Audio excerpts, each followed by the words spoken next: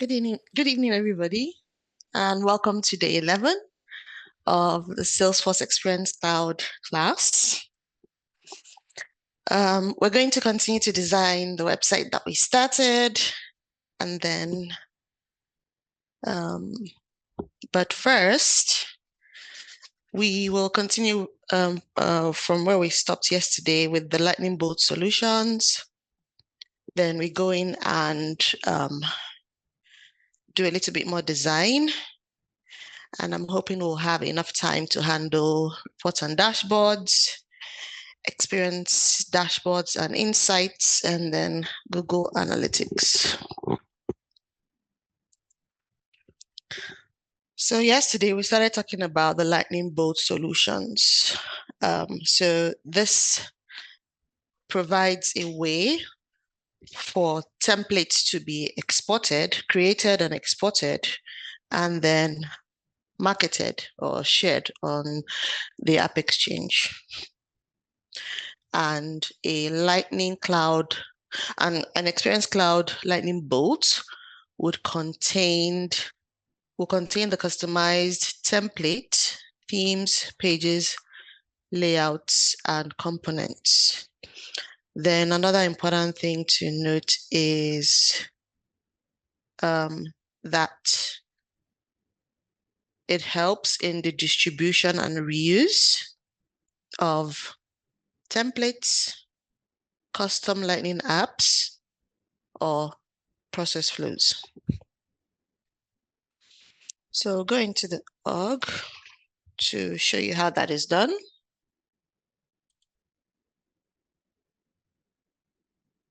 All right, so the first thing we'll do, before that, remember that yesterday we created a template from our Gym Out website. And then this second one, which says Gym version 2, is the new site that we created using the template from Gym Out. So to set up the Lightning Bolt solution, we go into setup, and I think I want to open another page. And then we type in Lightning Bolt solution, and we open it from here, Lightning Bolt solutions.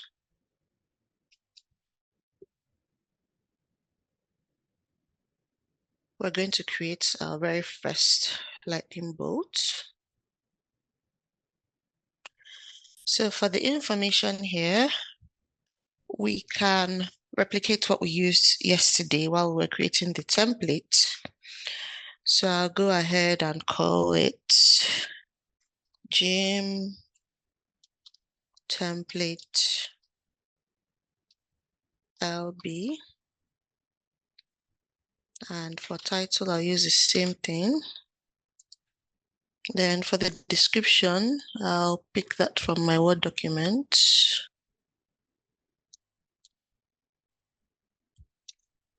And paste it. Primary industry, we can choose healthcare and life science. Partner name, we can use Black Force. Then for the images, we would use the same ones we created as well. The three that we resized, which are these three. So I'll choose the first one.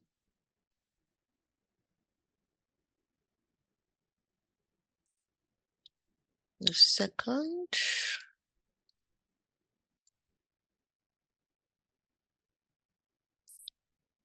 And then the third.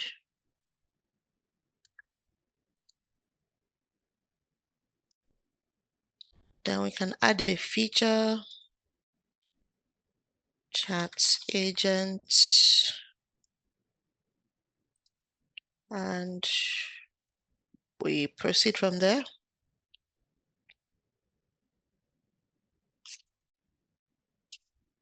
So in the next page, I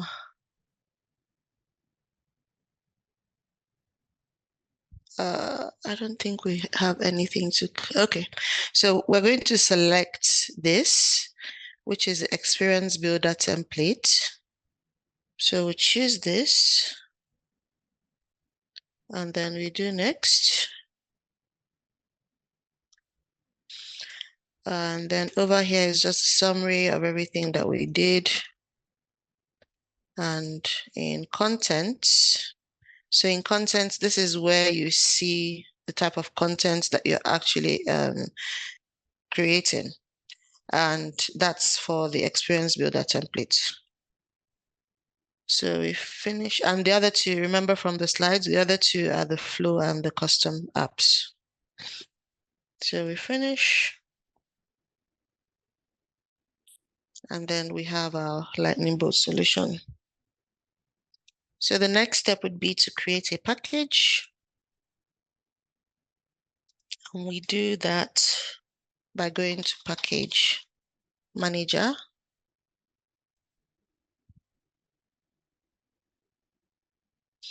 Then over here, we create a new package.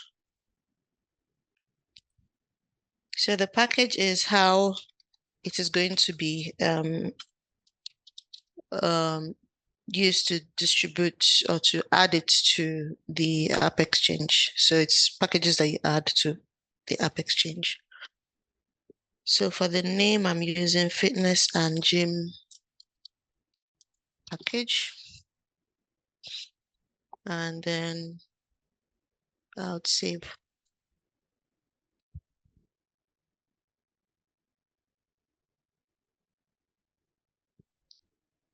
Then the next thing would be to add components. And the component I'll be adding is the gym.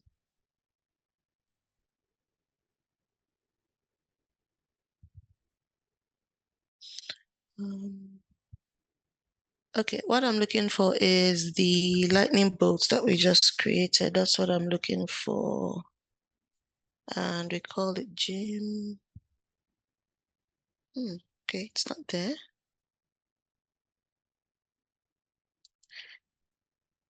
Okay, so I chose component type lightning bolt, and then it's giving me the lightning bolt we created.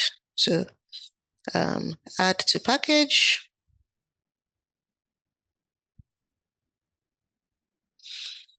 And then the next thing would be to upload.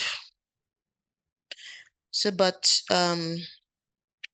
under the components, if you look at this, this is what our package would contain. So asset files, the Lightning community template, theme, branding set. So this is like everything that is contained on the site.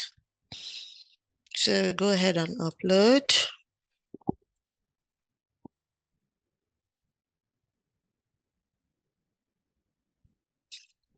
Then we'll give it a version name. So you can say gym out.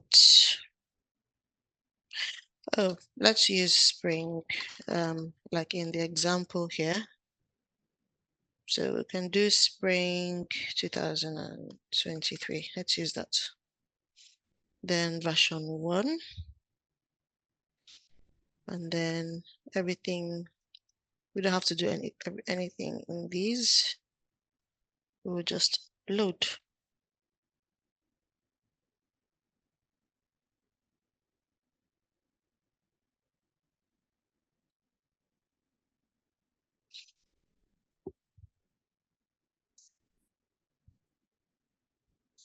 It's taking a little bit of time.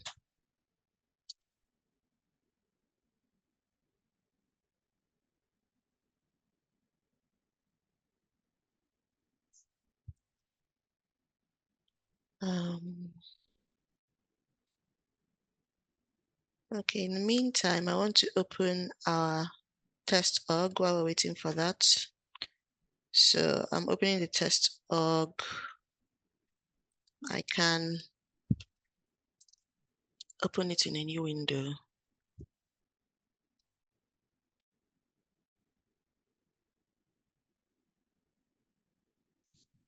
Let's check that again. Okay, it's done. So the upload is completed. So in here, what we need to copy or take note of is the package name. So I'll copy that and put that in my text file. And then the installation URL.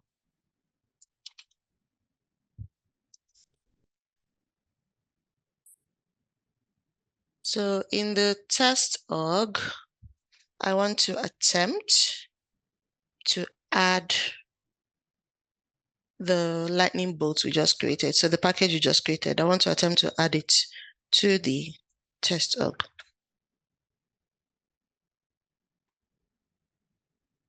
All right, so what I'll do is to go to digital experiences here. And then I will use the installation URL from the package, which I'm going to paste in my browser here, and I'll say enter.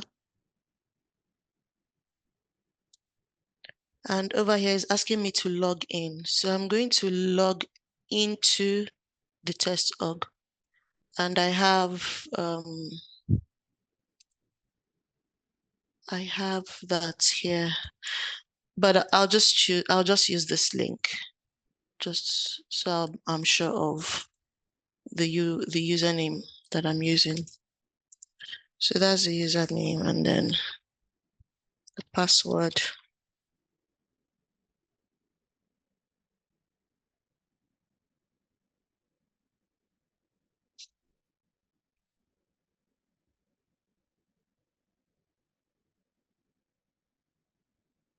All right, so it's asking me to install fitness and gym package.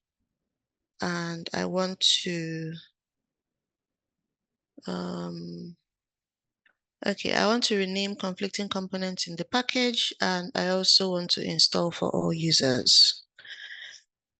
And I'll go ahead and install.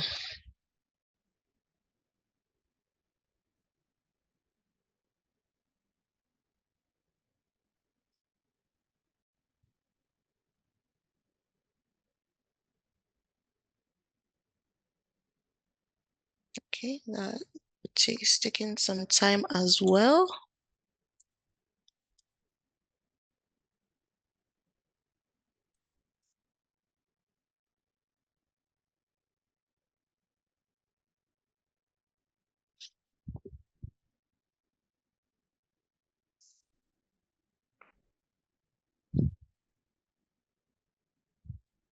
So by the time it's finished, what we're going to do is to, okay, so it's done. So I'll click on done. And it's taking me to see that the package is now in the org. So that's it right here. And it does that under the installed packages, which is one of the options here. All right, so let's go over to digital experiences, and then I'll refresh the page. And then attempt to find our package. So I'm clicking on new.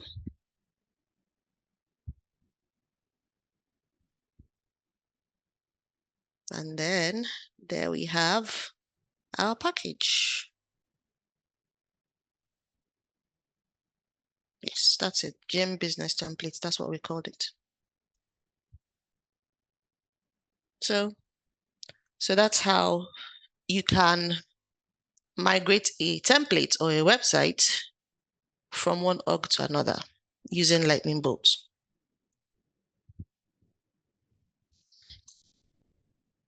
Any questions? Hi, Robert. Hi, yes. So now anyone can see the template that you put there? Like Yes. it's there for the whole world of anyone who can access App Exchange to see that template. Oh, no. So we didn't upload it to App Exchange. We just uploaded it into another org. But didn't you have, I'm sorry, I'm a little confused. Didn't how did you get it to show here when it didn't belong to this org? You installed it from I uh, installed it using the URL, the installation URL from here. So this is the main org, and this was after the upload. And then there's an installation URL right here. okay, and then you took this installation URL and put it into the test org. Yes, so I logged into the test org and then, yes, Got it. Thank installed you. it there. Mm. All right.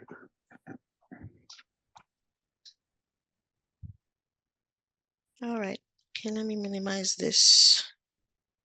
And that's all I have to show you about Lightning Bolt. So next on our agenda would be to go into the org, into the site. And so I would like us to work on the home page. Like yesterday, I promised to find out more about the tile menu. So we're going to complete that. Then we can add a little bit more information to the home page and then build a footer for the home page. Then we'll fix the navigation menu. That's the part that said more yesterday when I needed it to be FAQ. Then we'll complete the look for the articles just to make them look nicer. And then we can add some color to the instructor header images.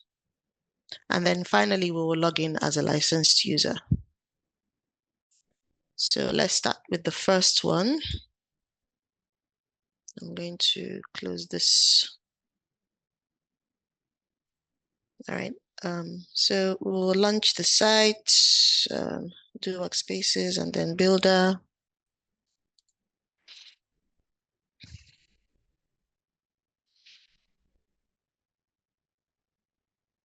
Now on the home page, remember we added this yesterday as our option for the gym out classes. So I eventually found where to put the pictures in, and that would be through here. So I clicked on this, and remember that this tile menu has the classes. So the navigation type is the classes tile menu. So I go to edit, and then if I click on one of the options and open this up, this is where I can add the image. So I have some images which are already resized, and they're here. So this is for the power riding. Yes.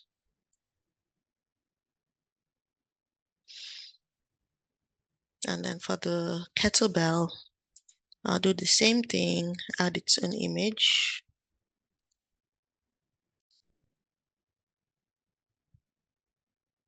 For yoga flow, add its own image.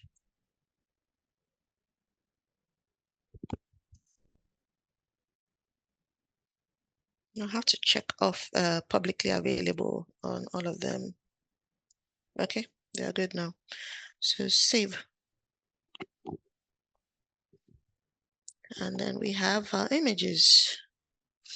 Now to format this a little bit, we go here. And here we can choose the banner position, the height. Let's say 50%. Okay.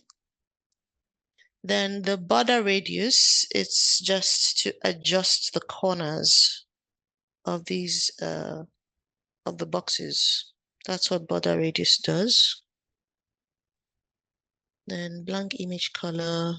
I'm not sure about that one, but let's go back to text formatting. Hold on, please. Well, no overlay. I think I want to choose this one. So did you notice the difference? So the no overlay would put the text on top, but the with overlay would put the text in the center.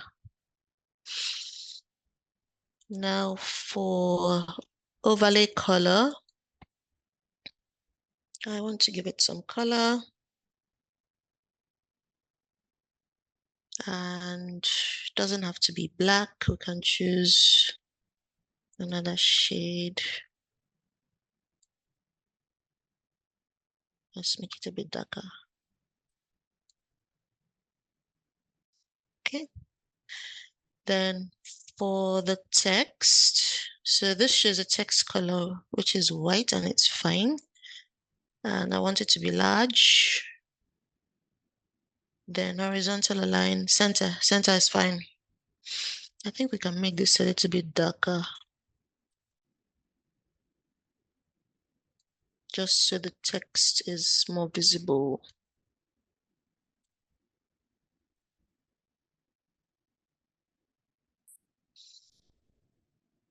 Okay.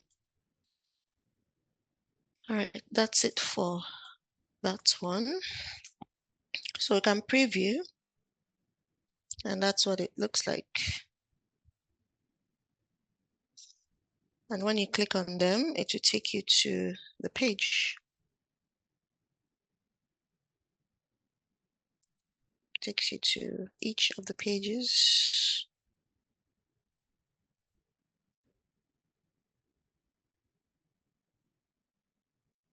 Okay.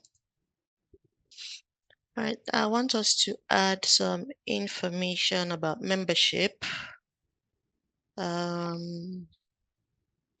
We can do that. We can add some information under this. And it's just like the same format we use on one of the pages. So we can use rich content. We can call that membership. Increase the font size to 36.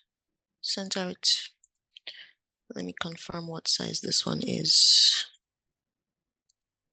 Okay, same 36. That's fine. I think I want to make this bolded. Okay. Then I can add an image. So using the same rich content editor, I can add one of the images from the membership page. Let me see if I can identify that. We can add this one.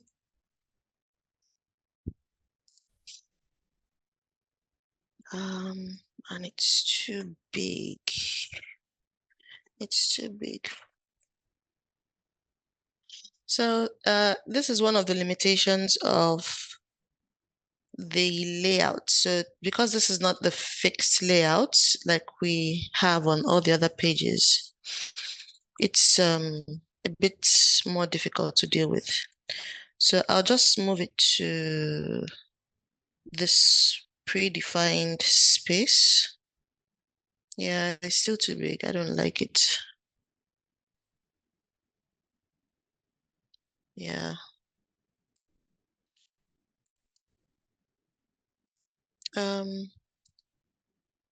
Let me try and resize it and see if that will help.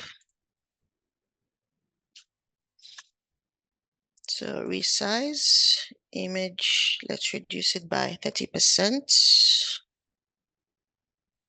Or maybe 40%. Okay, save as.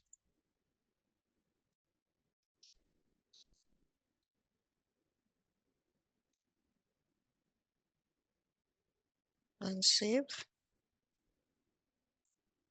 So let's try that again.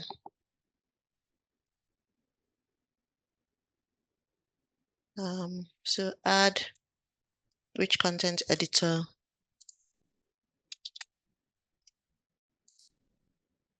Upload.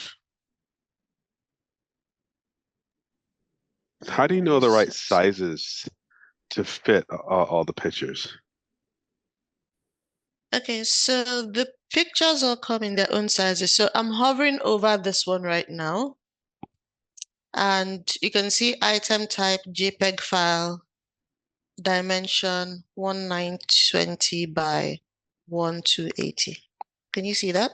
Yeah, I can see that. So are you in your mind, you know that okay, so 19020 over by whatever, that's a perfect size to fit in to bring a whole like a background type thing, right? Like Yes. okay. Yes. So if I make it smaller, then that will be smaller. So the first one is the width and the other one is the height. Width by height. Okay, thank you. Welcome.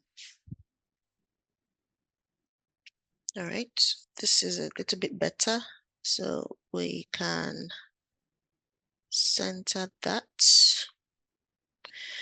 And then we can add some text to this area and say,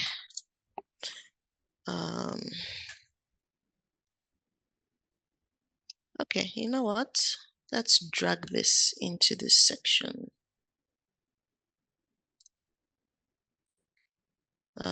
Membership.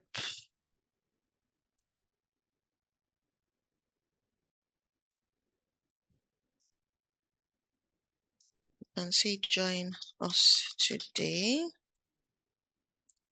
And then we can say silver. We can say become a member.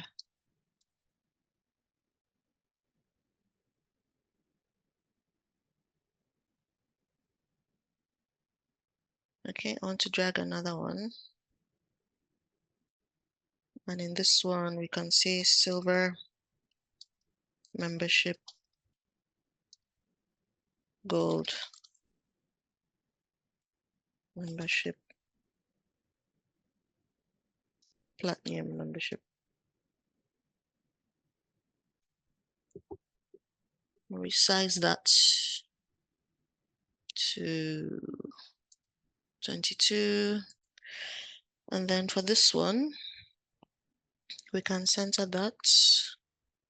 There's too much space in between the two. Yeah, there's too much space in between the two. Let me see if it will allow me to do this. Make that smaller. Yes, that's better.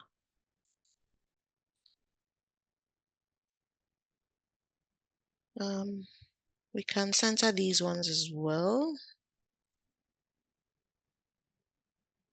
So for these, we can add links to if we want to. Like let's say we want them to subscribe to the silver membership, we'll add a link that will take them to the page where they'll subscribe to that. And same thing for all the others, but yeah, we're not doing that right now. So let's publish.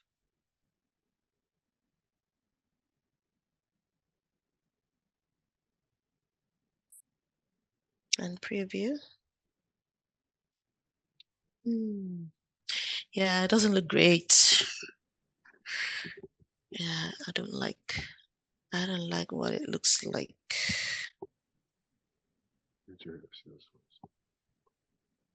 Sorry?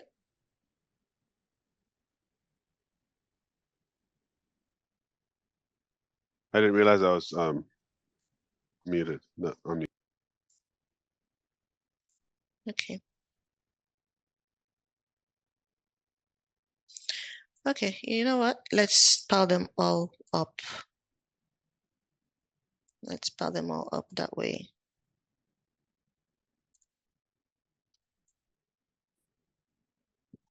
That's You're not really bad good at at all. organizing this and making it look nice. Thank you. I've been doing it for a long time. Okay, so I want to give it a little bit more space here. And then, yep. Okay, so the last thing would be to build a footer for the homepage. So we have the same limitation.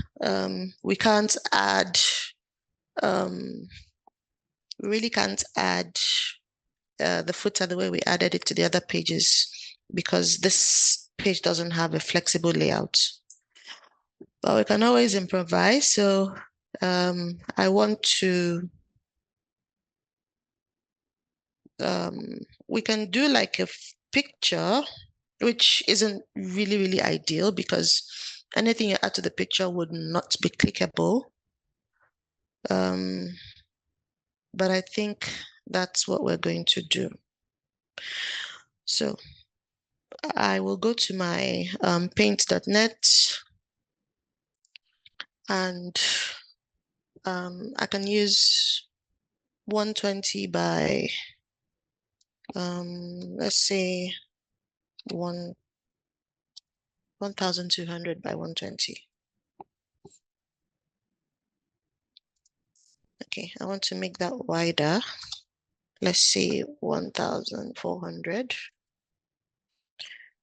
Then I would make it all black. And then I can add text, just something simple that would say gym out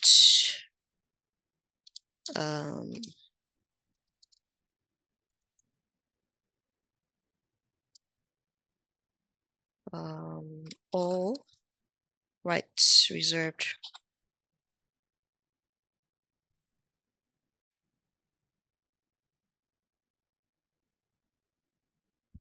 Okay, then I can just center that.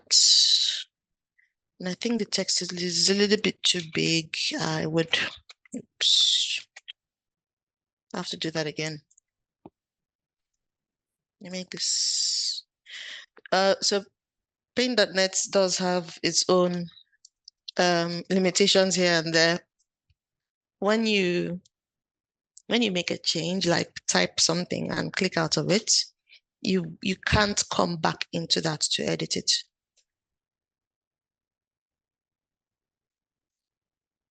So you have to be sure what you're doing the first time. All right, reserved. Gym out.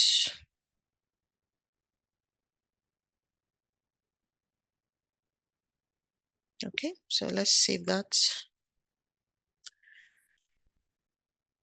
And we'll do a homepage footer image.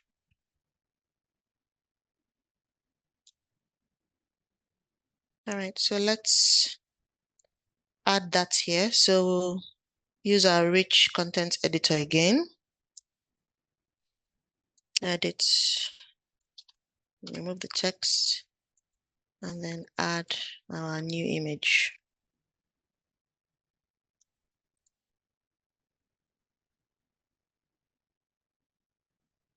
All right. So our image isn't wide enough. Let's see if we can widen that. Not too much. Okay. Okay. So let's preview. And that's what we have. Okay, I want to add some space here as well. It's a little bit too close.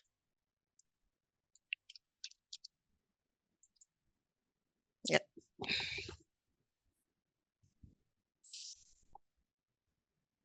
Okay, I think our homepage looks good now. So let's publish.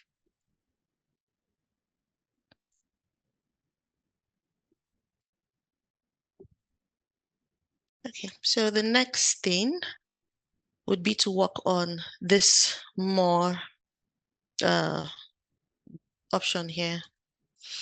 So to do that, we click into the navigation menu. And if you check the first option here that says max items to display 2 to 15, the current selection is 5. So if we increase that to say 8, then you can see that our FAQ is now displaying. So if we preview, we can see that, that more button is gone, and we can see the options here better than the last time. Okay, so let's publish that. And our FAQ was the knowledge-based stuff, right? Yes, yes. So we have to do the same thing for some of the other pages. So if we preview and go to, let's say, classes, so you can see that the more is what is being displayed here. So we have to go back to the builder and then set this as well. Publish. Okay, let's check the other pages. They're fine. Membership page, fine. Instructors, fine. Okay, so I think that's all.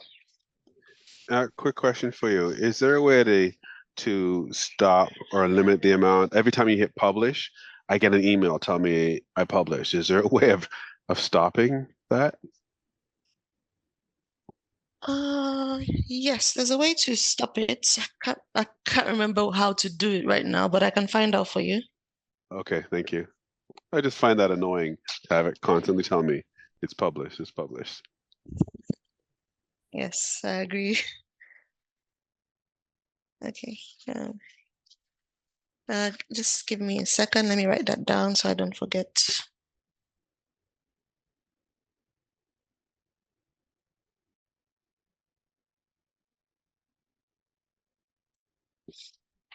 Okay. All right. So the next thing to do is to work on the articles. So let's go to one of them. Okay, first of all, I want us to view as an authenticated user.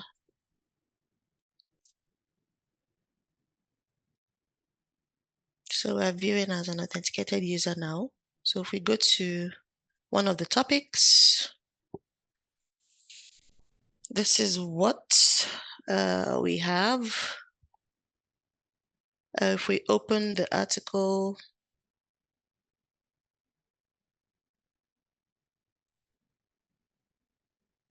okay, that's what we have as well. I did some work on this earlier today, where I added this button to go back to the topic. I can show you how I did that. All right, so the first thing to do here would be I would like to center this. So if I go back to the builder and I open up to one of the topics, once I open it, at the top left here, you see that it says topic detail. So this is like a default page that shows all the topic details. So if you make any change here, it reflects on all the topic details. So the membership and pricing is a topic detail. Facility and amenities is another one, and so forth, all the way to the end. So they will all show the same thing. So any change or any update I make to this page, it will reflect on all of them. So if I go back to my builder, and then so I want to center it. So if I move this away and add that under here, okay, it's throwing an error. Let's publish.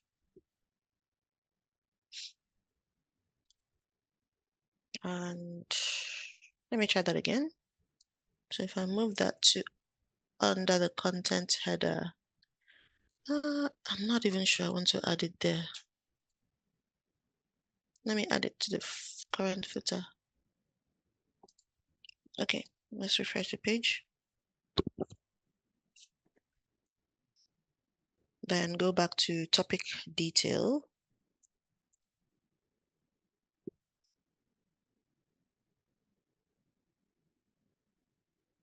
All right, so it moved that, but it's not centered. Let's try it again. Oh, okay. So another way I can do it is to change the layout of this page. I think that's what I want to do. So to do that, I go to page properties and I scroll all the way down to the end under layout. I change. So this is the current layout. So it has the header area, the body, and then the footer.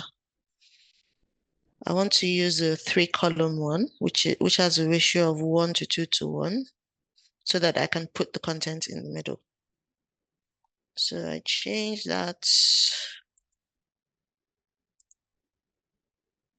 And then you can see what it created here.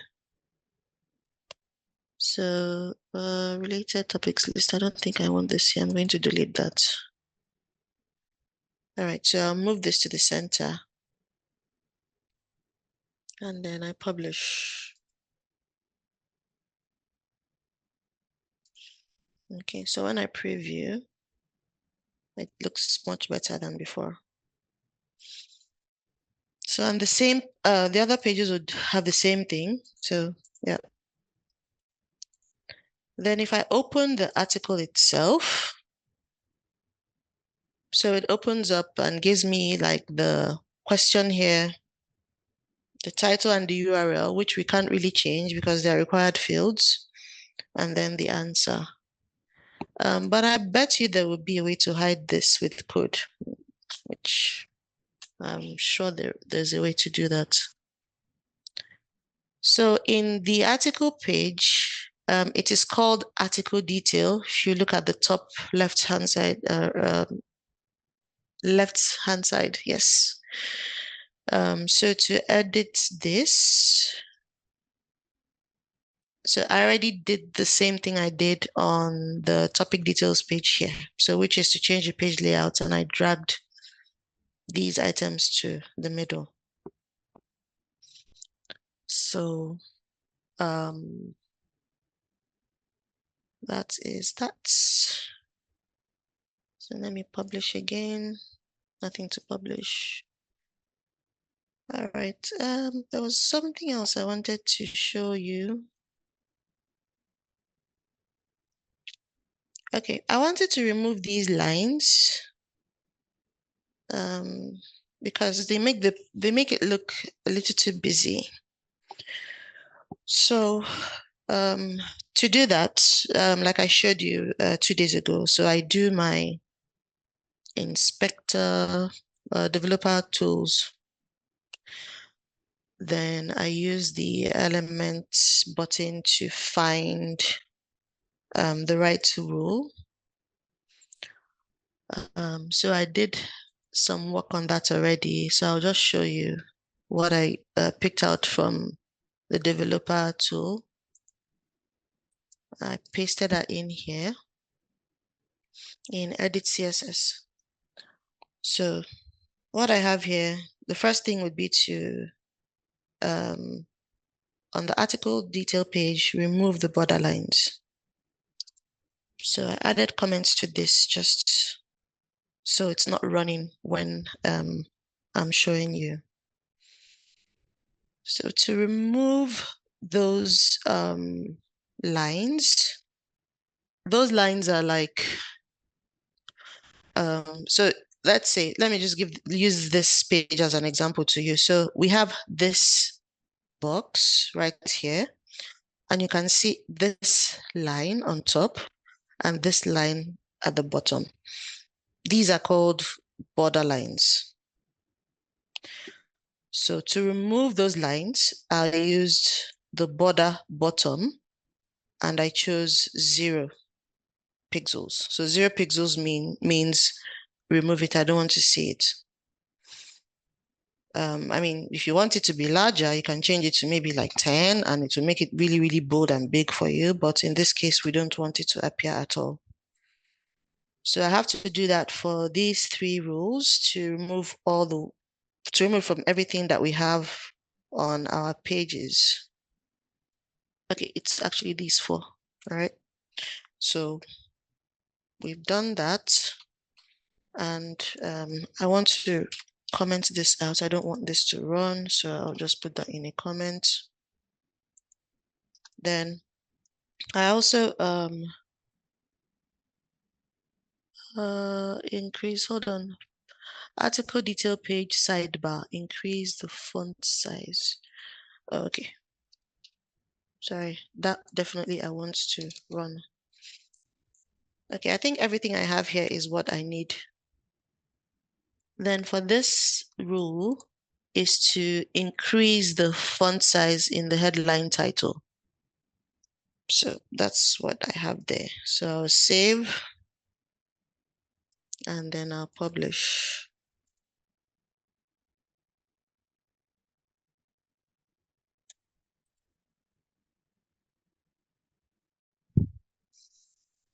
Okay, so you can see that the lines are all gone and it looks a lot better.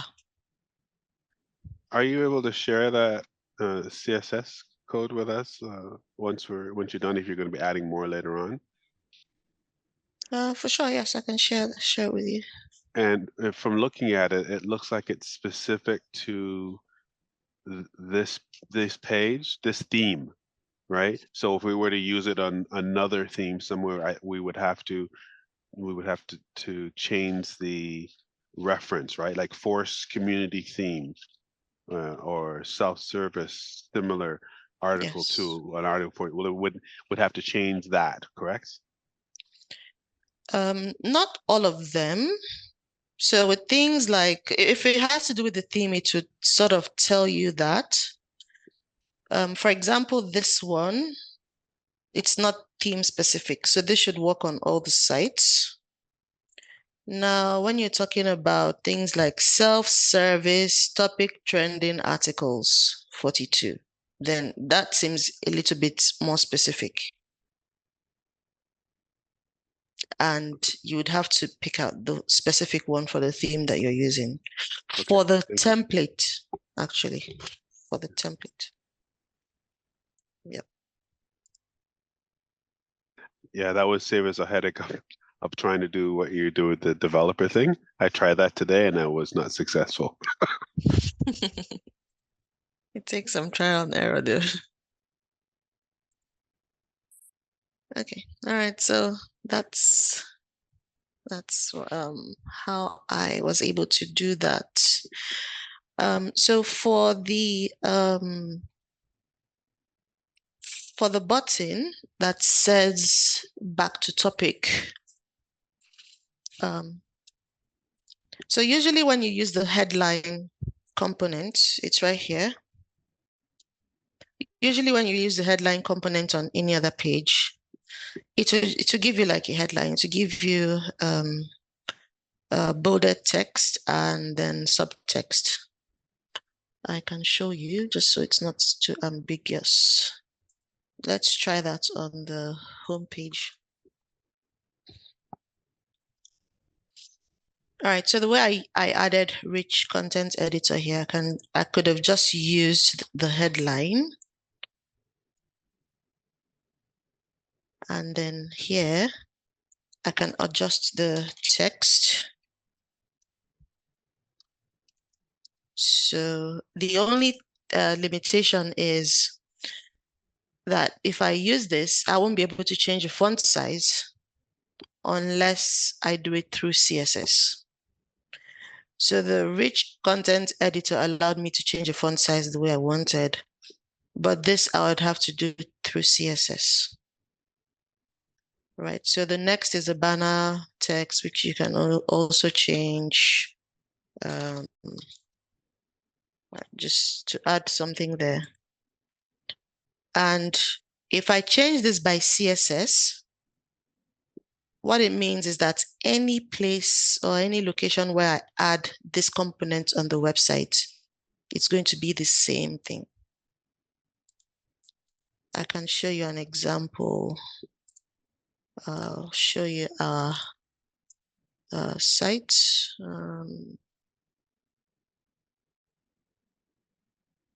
So our internship website. So this is a headline text, and I customize the color of the title to be red, and then big and bold this way, and then the banner text to be this way. So on all the pages of the site where I use the headline text, that was exactly what I have. So you can't change that. It's constant throughout all the pages. So that's what I mean. All right, so let me go back to the article detail page.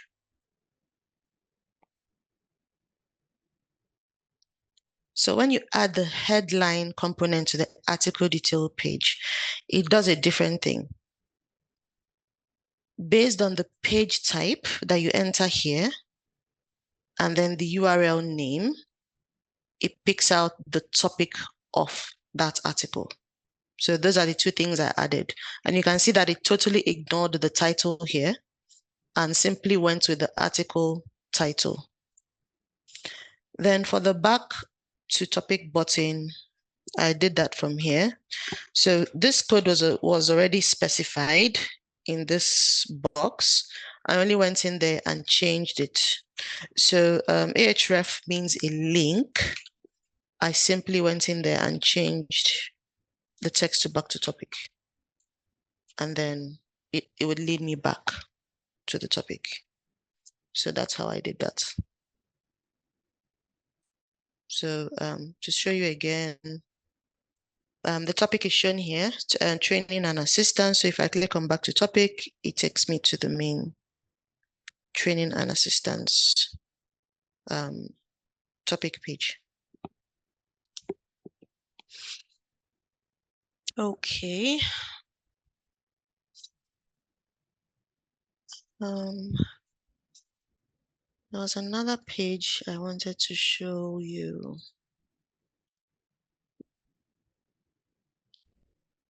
Okay, I don't think that would apply anymore because of the changes I made.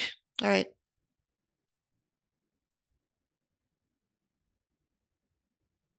Okay, so let's publish our changes. Okay, nothing to publish. Then let's work on the instructor pages. So Robert James, just wanted to add a little bit of color to make this different. Color to the header image. So I choose the overlay color, and we can make that red.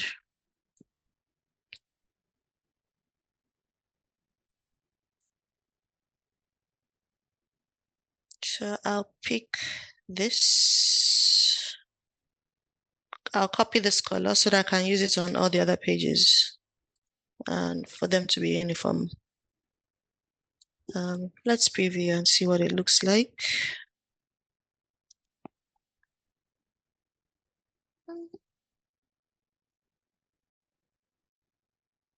Let me make it a bit darker.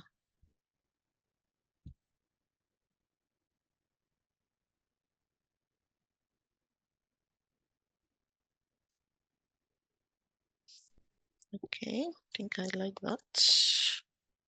Yeah, it's much better. All right, let me copy that color again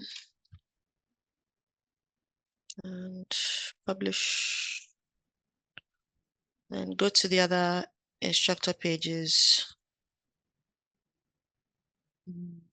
Michelle. Change the overlay color. Paste. Publish. Then David.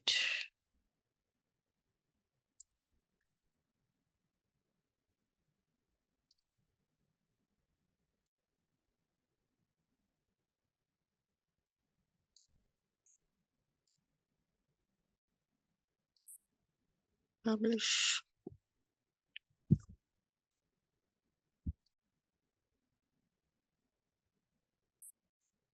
All right. I think that's it for the instructor pages. So the next thing would be for us to log in as a licensed user. Now, yesterday we tried to self-register, but that didn't work. So the workaround I thought about is to use one of the users that we have in the org already. So if we go to users,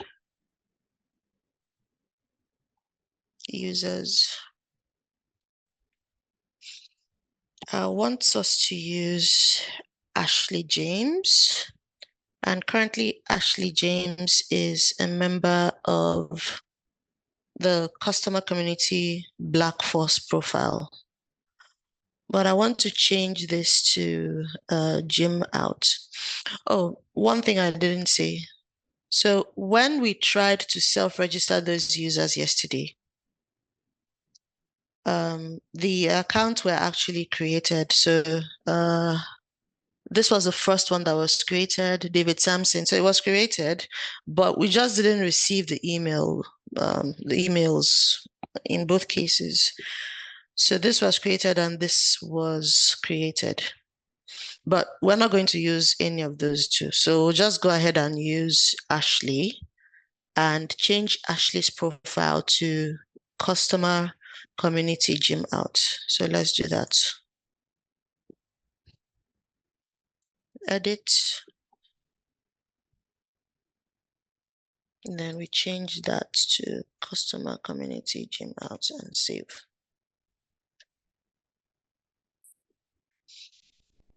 Okay, so let's go to the members section of our website, which is from workspaces and then administration.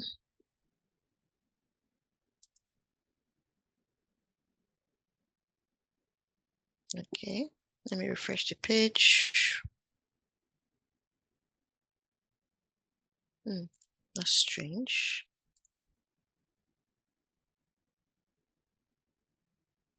Okay, let's open that again. Administration, and then members.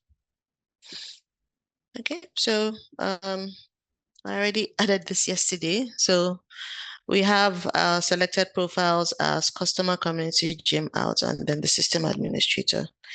I had the Black Force one here and I had just removed it. That was what I did. So save that.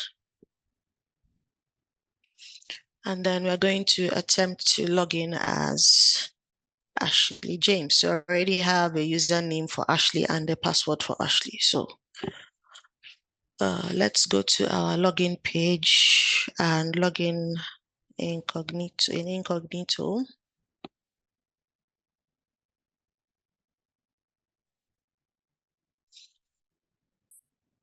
All right, then Ashley's email address and password.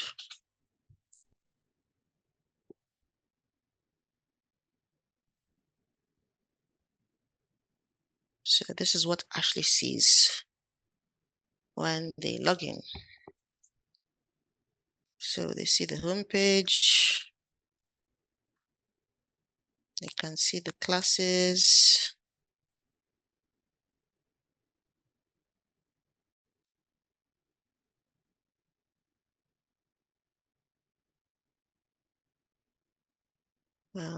They can see the membership page.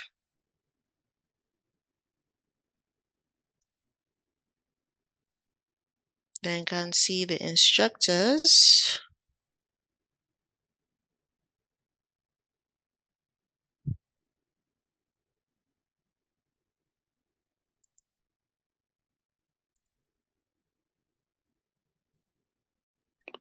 So when the person isn't logged in, I forgot, what is it that they can see?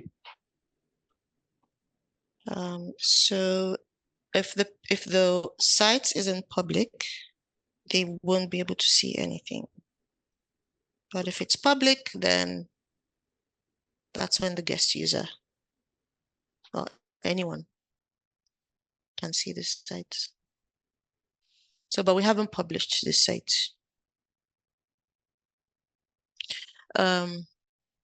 Not published, but we haven't made it public. So by making it public, you have to check this off. Okay, so then Ashley can also see the FAQs or not. All right, so Ashley isn't seeing the FAQs.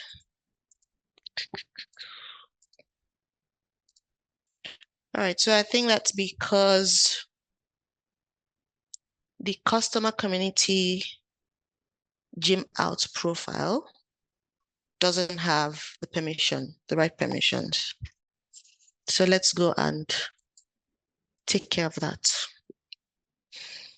So to do that, we can go back to Ashley's profile and then we click on this to take us to the customer community gym out profile. And then from here, we go to object settings. We did this in one of the earlier classes. Not sure if you remember, but we're doing it again. So, all right. So from here, we want to give the profile the permission to view the knowledge object. So from here, we find the knowledge object, and it's this first one because it's a custom, well, not really a custom object, but we have to create that. So we open that. And then from here, we edit.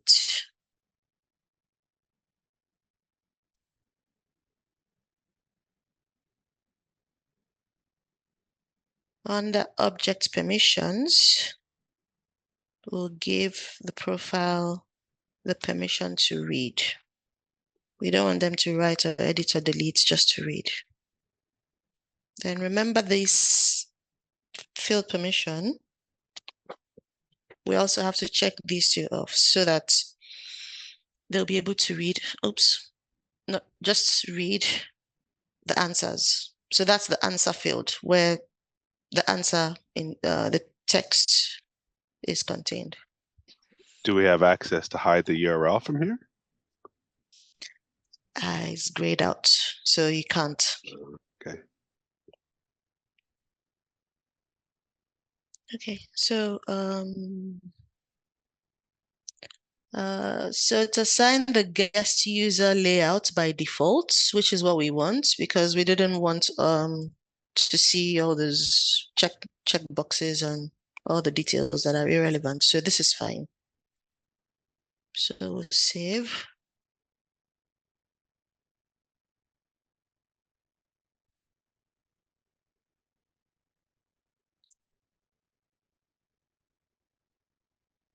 All right, so go back to our site.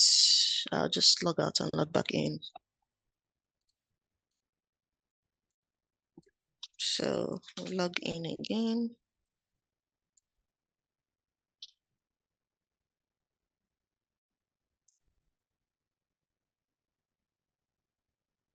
Okay, so go back to FAQs, membership and pricing, no articles. Am I missing anything?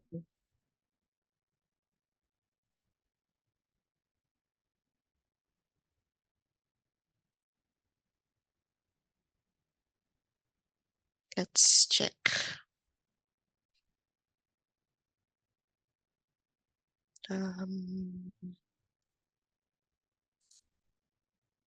If I search for articles, that should be under the knowledge. I don't think there will be any article here. You know what? Let me change the assigned. I'll change the assigned record type. So I'll change the assigned record type to FAQ and not master. So I do that by checking off this box.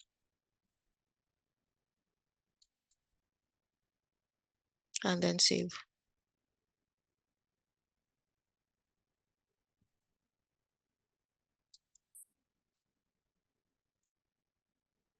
Okay, so let's try again. Let me refresh, see if that will help.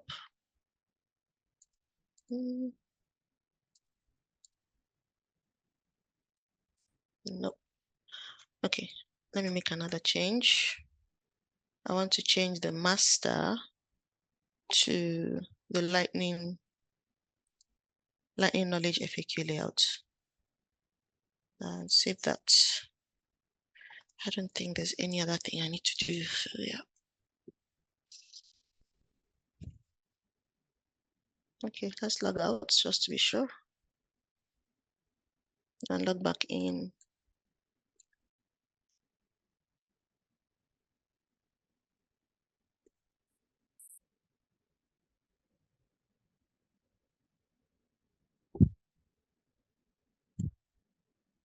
Okay, FAQs.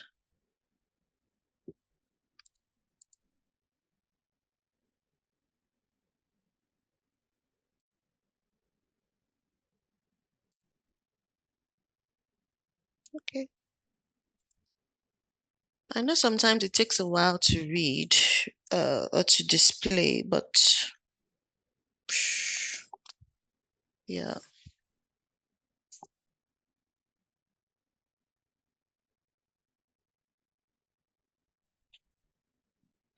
All right. We can come back and take a look at it.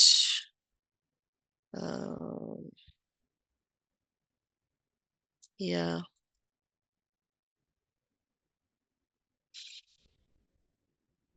Let me confirm something now that we're here, because I gave the same permissions to the Black Force profile. Let me just confirm that it has the same thing. Object permissions, knowledge, knowledge.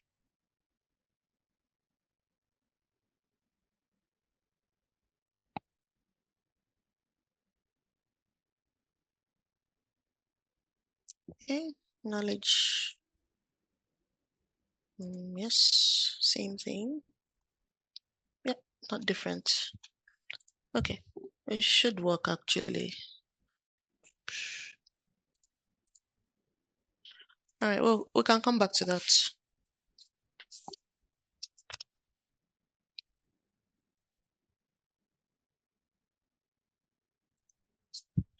Okay, so that concludes what we have here for today. Does anybody have any questions?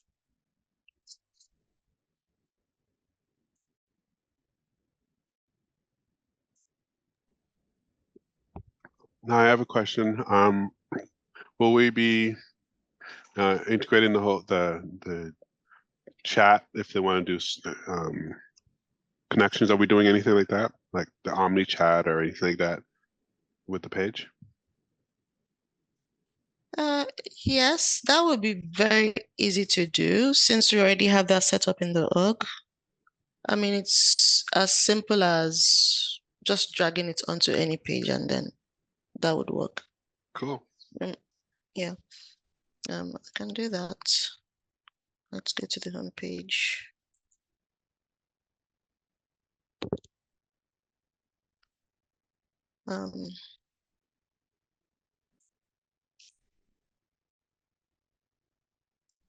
And drag it there. And yeah. So you have to allow these URLs by going to settings and then security and privacy. So for the security level, you relax it, allow, and then you allow the URLs. So that's it. And the button is right there at the bottom. So it's pretty straightforward, since we've already set that up for a site. But then you can now go into like the chat configurations to change the skills and then assign them to a different queue. So those are like the other channelings that you have to do from inside the org so that the right agent will get the chats from specific sites. Okay, so let's go back to the slides. I think I'll close. No, I'll leave it open. I need that.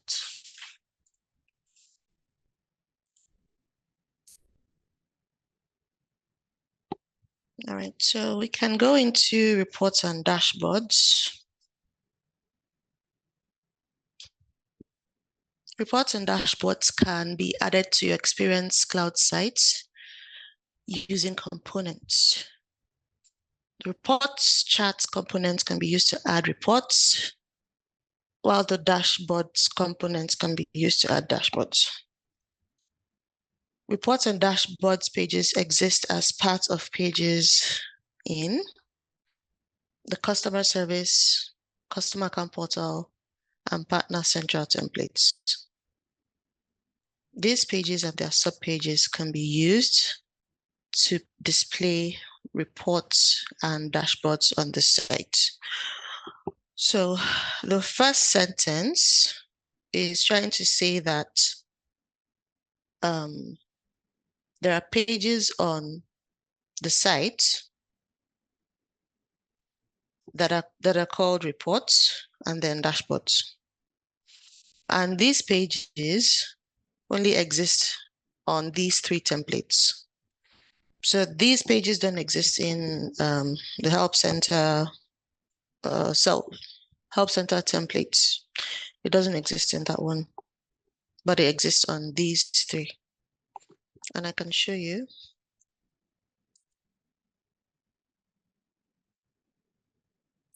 So I'm going to use the test org since it has all our different sites on there.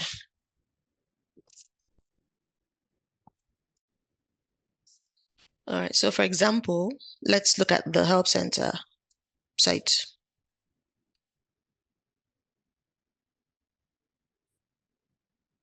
Reload. Now, if we go to the pages and we search for reports, we can't find anything. If we search for dashboards, there's nothing there. If we open the customer account portal,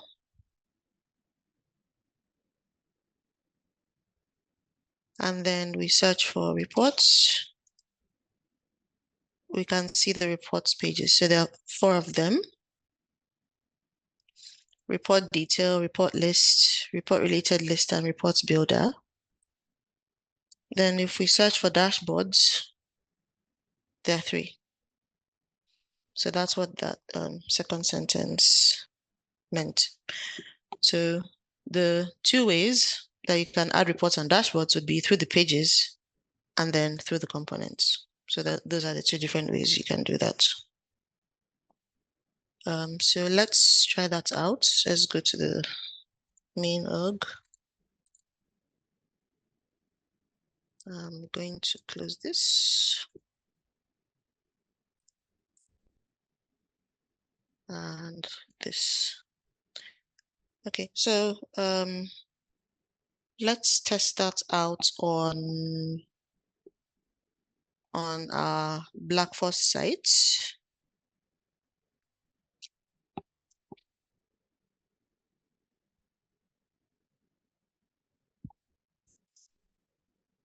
All right, so if we want to add the pages, we can do that from the navigation menu. And we can add a menu item, call it reports. And then we can add a site page. And then we choose the reports from here. So we can say, okay, let me do a label. Let me do a menu label. Then I can add the reports to it. So report detail. So let's call that report detail.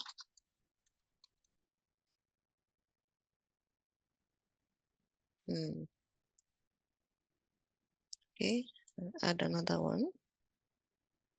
So this would be a submenu. And for this one, we do report list.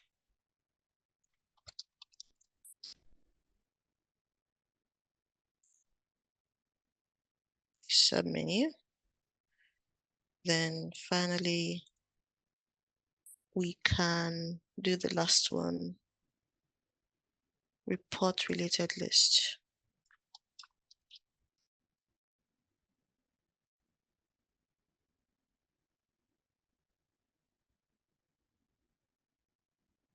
Okay, so save.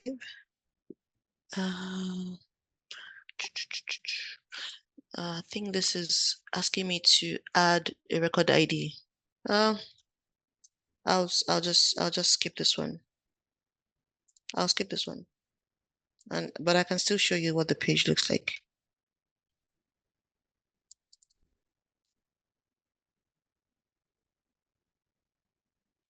URL for report detail.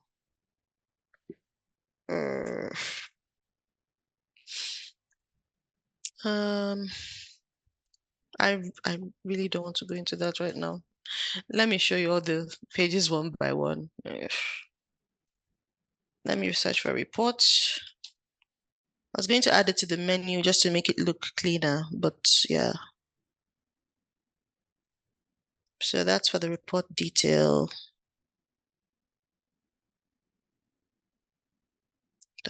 So if we preview, that's what it will look like. And it's showing sample flow reports from screen flow. That's what that's showing. So let's go to the next one, report list.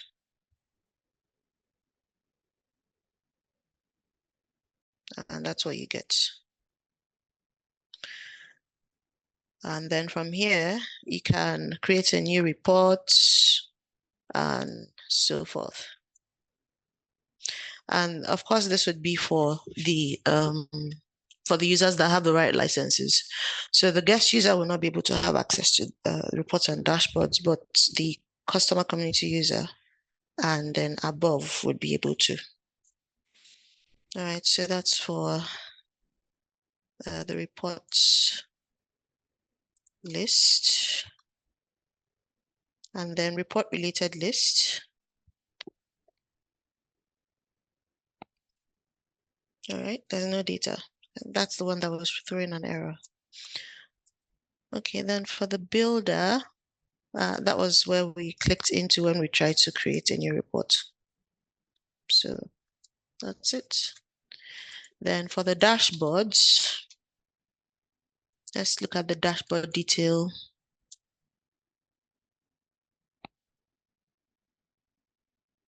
No components, dashboard list. Okay. Then dashboard related list. All right, still no components. Okay. Then if you want to add reports and dashboards through the components, let's choose a page that we can use to display that.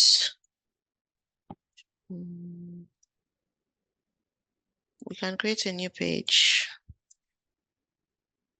new blank page. We can call the reports and dashboards.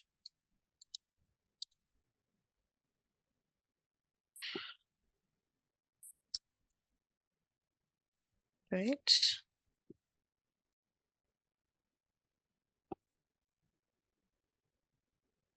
Okay, so if we go to our components, you see the reports chart components here. So you can drag it onto the page and then you set the reports that you would like to display from the report's name. Yeah, so but for now there's no data. And then for the dashboards, you drag the dashboard component onto the page. And then I'm not sure how to set this, but that's just the whole idea. So you can have the components on the page to display for you. All right, so let's move on.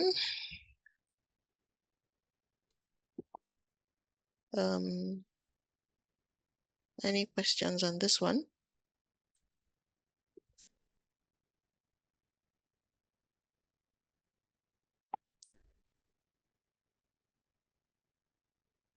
Okay, so let's proceed. So the next topic is the dashboards and insights. So for this kind of dashboard, you'll find it in your site. So if we do workspaces, and then dashboards is one of the options here. So we've pretty much treated everything here except for dashboards. So when you click on dashboards, that's where you'll find it. So you click on dashboards here, and this is where you find the list of your dashboards.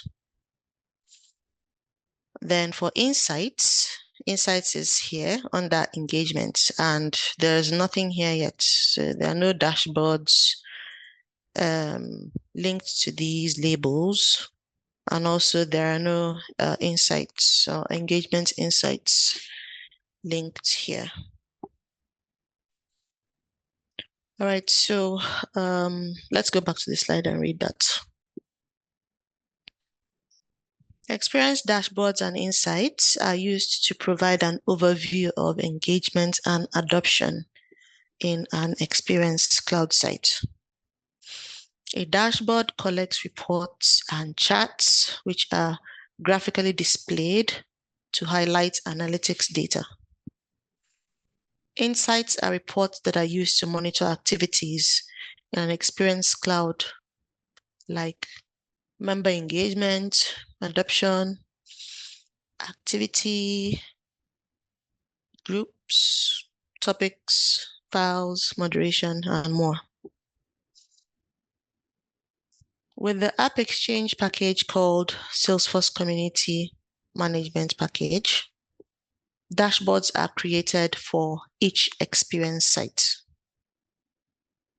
These dashboards can be accessed from Workspace's dashboard section of a site. The package contains pre-built dashboards which are mapped to the experience site. Reports can be created in the Salesforce org and mapped to insights. That's the engagement tab I just showed you. While dashboards can be created in the Salesforce org and mapped to the dashboards tab. So what this is saying is that we can create our own reports and dashboards and add them or map them to our site, or we can use this App Exchange package to give us like pre-built dashboards and pre-built reports, which will be mapped to the site. So let's take a look at that.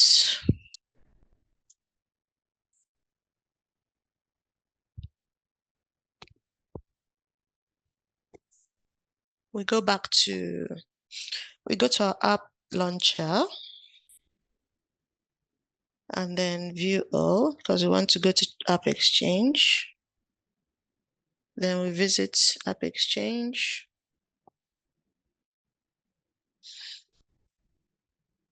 Right, so the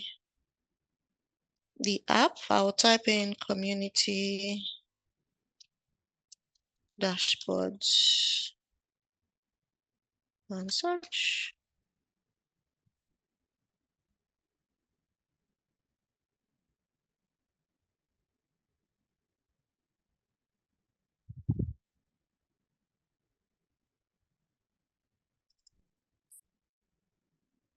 It's loading.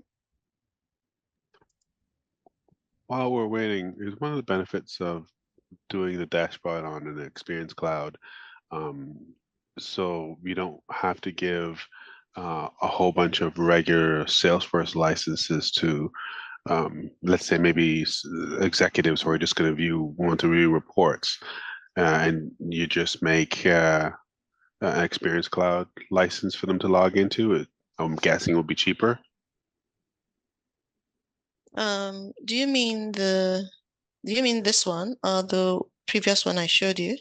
Either one that will allow certain people to be able to see dashboards in our Sales Cloud instance, but on the Experience Cloud, so that way they wouldn't require an actual full Salesforce license.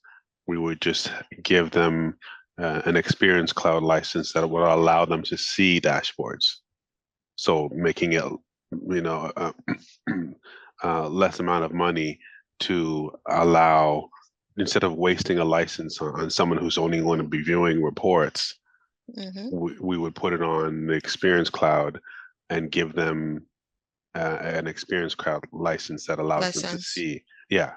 Yeah, yes, I think that makes a whole lot of sense. Yes. So instead of like getting like a membership or like a member user license for them, you're getting an Experience Cloud license for them just to be able to view the reports. Okay. Yeah. Okay. The App Exchange is not viewing. Let me try again. Community. Let's see. Okay, community dashboards.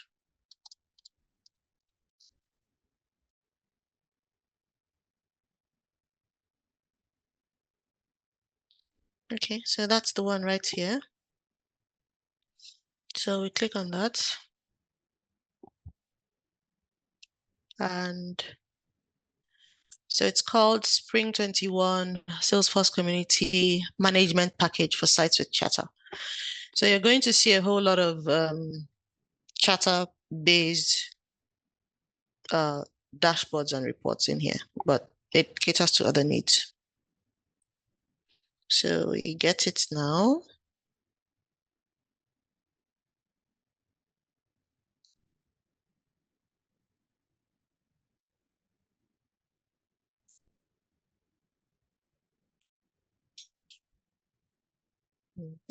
Okay. Open login screen.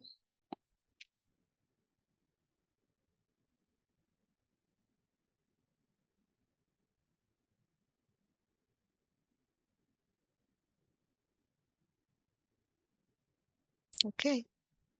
Install here, install in this org. And then I have to read and agree to the terms and condition, confirm and install.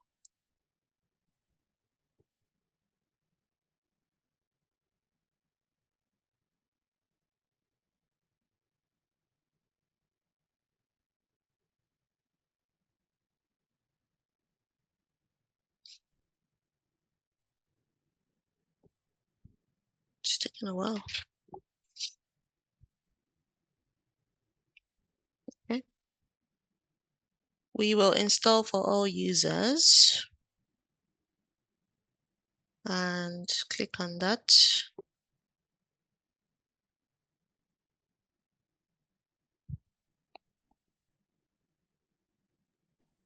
Are we installing for all users because we want them to be able to see and use it, or because we wanted to see it?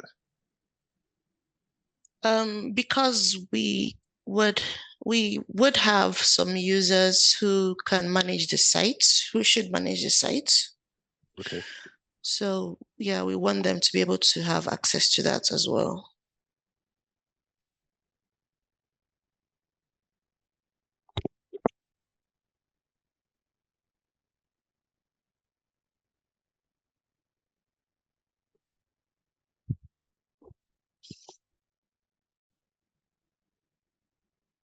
Okay, it's taking its merry time.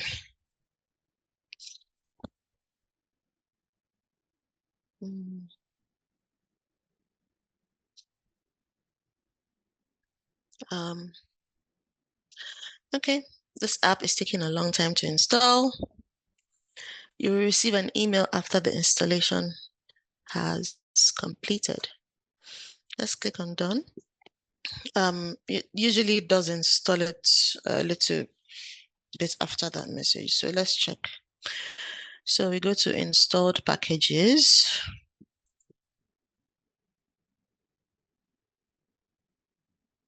All right, it's not there yet.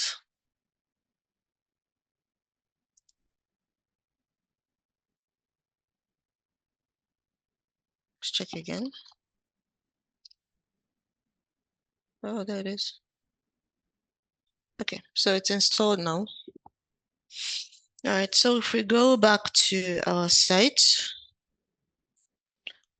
to dashboards, where I showed you the two tabs. So let's click on dashboards and see. Right, so it's a little bit different now, and it now contains dashboards, which are mapped to these labels. So this is a dashboard that is called Overview 1.0. If I click on the drop down, I would find all the other dashboards that were just installed. So if we want to view that, I'll refresh the page.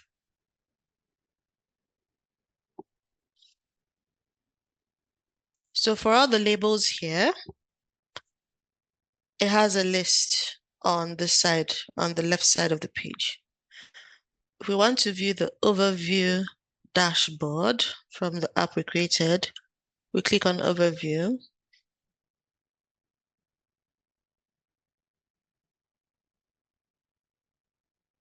And remember that it was pre-built for us. So we're going to see whatever it is that, or however it is that the dashboard was created. So it has all these details, adoption, new members, external logins, engagement, unique contributors. So it has a whole lot of parameters that you can use to determine what is going on your experience site. Now, under the members is where you get information about your members, about the users. So new members, weekly trend, last 90 days. There's no data. That's strange. Members by type. So over here, it shows that we have 2 employees who are members of our Black Force site, remember? Then we have 5 customer members. External member login, no data. Members without profile pictures. So it gives us that statistics as well, pretty much all of them.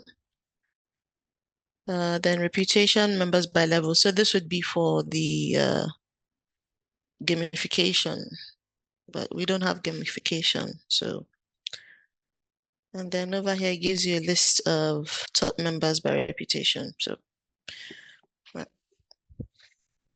All right. So the other tabs will show you other things. So activity, and this is specifically for peer-to-peer kind of websites that use chatter.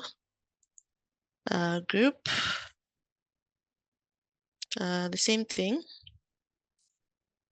Topics, that would be for our knowledge.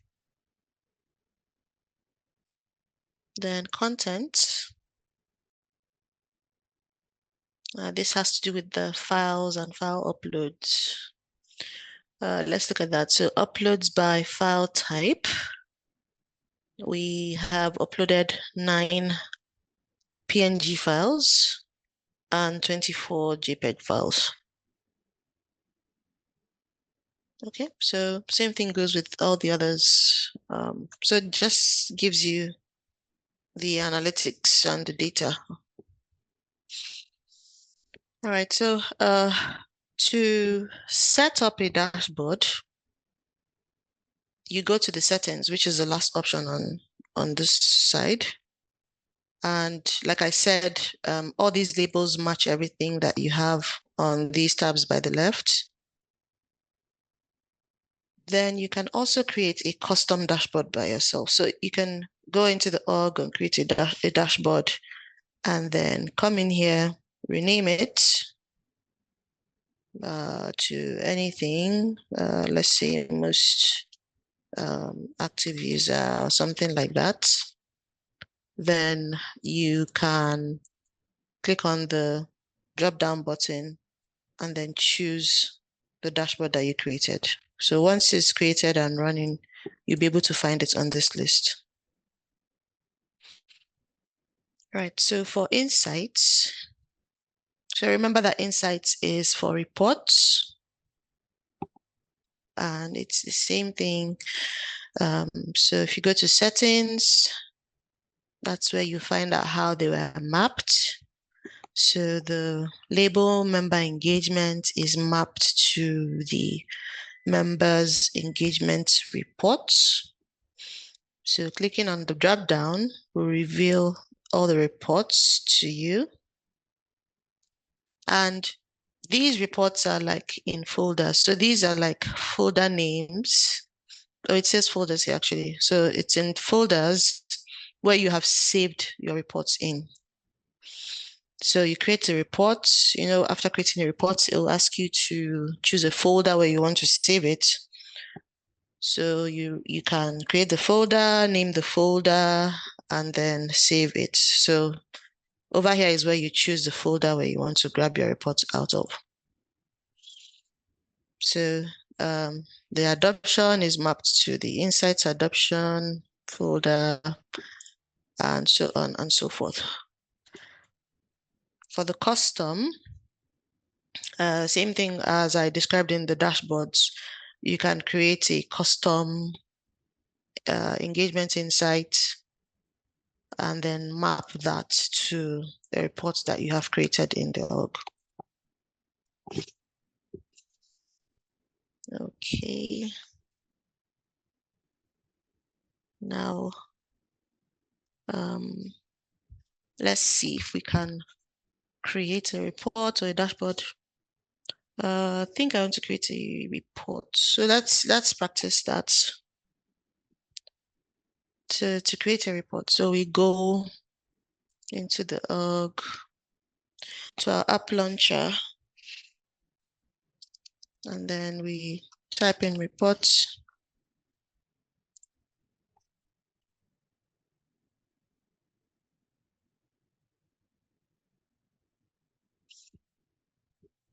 So while creating a report,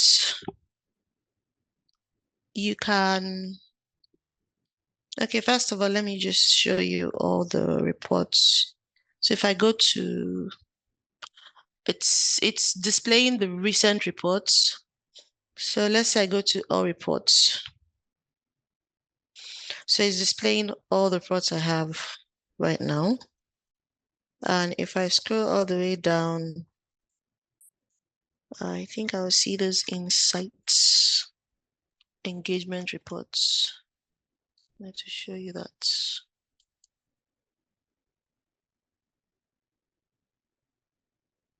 Okay, so that's not where it is. I think it's part of all the folders. So if I do all folders, then I'll find all those insight folders that I was trying to show you here. So the folders contain the reports. So in this folder, there are 4 reports in here. Okay, so to create a new report, it's either we choose an existing report type. So to do that, you just simply do my report, and then you choose one of the custom report types or a standard report type. So if we do all, we'll see more. So you can choose a standard one or a custom one. And some of the custom ones are the ones that the package we installed have. So let's try and create a new report. Let's try and create a new report type. Okay. So to do that, we go into the org, and then we do report type. Report types. Continue. New custom report type. Okay, so the first option will be to choose the object where the data for a report is coming from. So for Experience Cloud sites, the primary object is networks.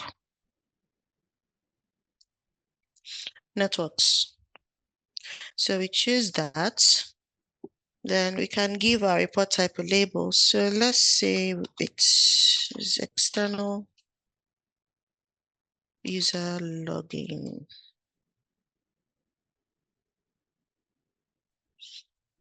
So let's attempt to create a report type for external users who have logged in. Then store category, I think it's other reports, then deployed. Next. Okay, I need to add a description. Oops. User login for external user login. Next. Then here we choose the object relationship. So for the first relationship, which already exists, that's coming from the primary object. The next one, we will choose network members. So because we're talking about external users, so they have to be members of the site. So we'll choose network members for the second one. And then the A to B relationship. So for A, each A record must have at least one related B record. And then A records may or may not have related B records. I think I'll choose the first one. So it must have, each A record must have a member. So each network or each site must have a member. Then I also want to narrow that down to people who have actually logged in. So people who have a record of a login history. And for that, it doesn't have to be all of them. Some may have logged in and some may not have logged in. So for that reason, I'm choosing the second option, which is B records may or may not have related C records. Okay, so for that, I save. And then under the fields available for reports, you can see that it has selected 21 fields and then 60 network members and then 8 with login history. So, which is good. At least we have some data there. All right, so we go back to our reports. So because we have a new reports type now, so we can use that.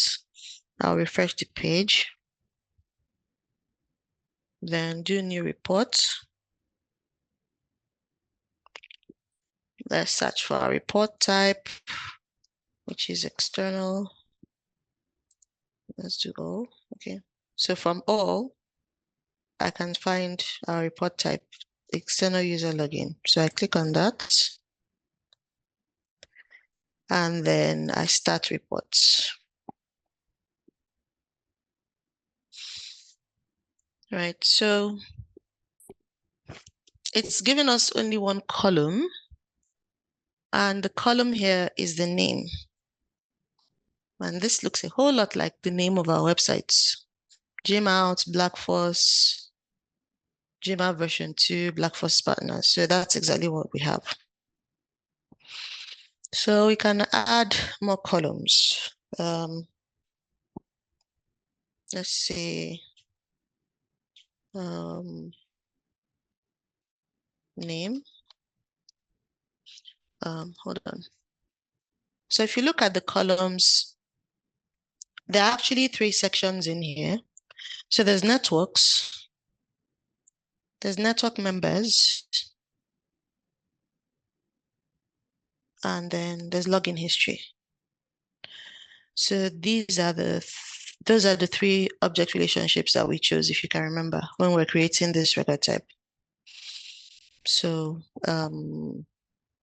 I want to know who the user is. So I'll look for the user's name, and that would be under the network members. So I'll choose full name for that. So it's giving us the names of our users.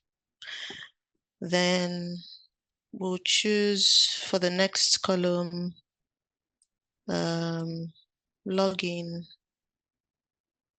I think I want to see the login time. And then status.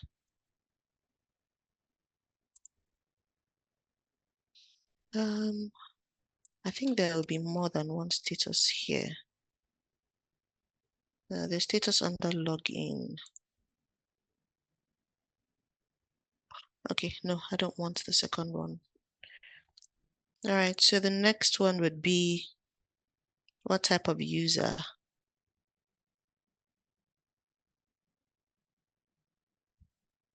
user type.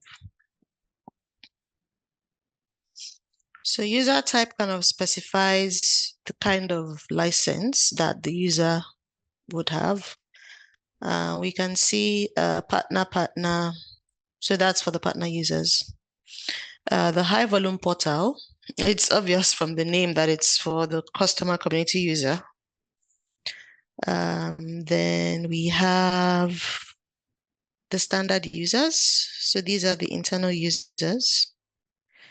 And then, so for the customer portal manager, if you can remember, there are some users that we assigned super user and delegated user. So those are the users who come under the customer portal manager user type. All right, so I want to go to the filter. Oops, we have 4 minutes to go. Okay, let me see how quickly I can finish up. Okay, so under filter, I want to choose all experiences, and I want to choose all time. All right, and then I want to add an additional filter that would choose the user type for me. So user type, because I don't want to capture everybody. I want to deselect some. So I'm choosing all, but CN only. So I'm deselecting the users who are not external users. That's what I'm trying to do, since our report is for external users. So I've deselected CN only, standard, and that, and I'll apply. All right, so I can save my report now, and I can call it okay, I can call it login insights. Right. Then for the folder, I want to create a new folder. Remember that the engagement insights are all saved inside the folder. So I want to create a new one, and I'll call it login insights as well. 1.0. Then save.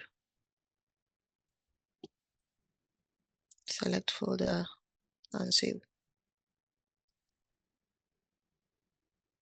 All right, so I'm going to save and run.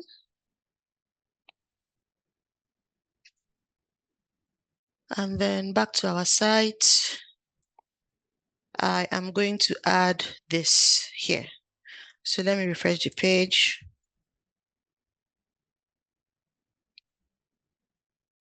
And I can edit this and call it login insights.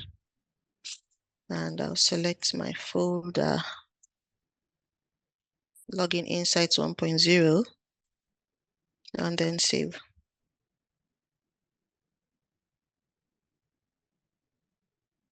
So you can see that it's added my reports here.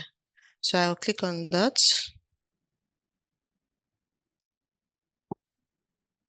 And there we have it. So it's showing us the users, the login time, the status. This is not the status I wanted, but yeah, okay. Then the type of user. So this sort of shows us what time these users logged in. So Austin logged in on the 30th at this time, and then Emma logged in twice on the 31st at 9 p.m. and 5 p.m. So if you notice, the name here is specific to this site. So if we go on to the other sites and add this, it will show us the details of the users of those sites as well. So even though the reports captured every person, so the reports captured everybody in all the different sites, when you display it, it only shows you the reports for the users on that specific site. Okay, so that's all I have. Tomorrow we can look at Google Analytics. Any questions from this?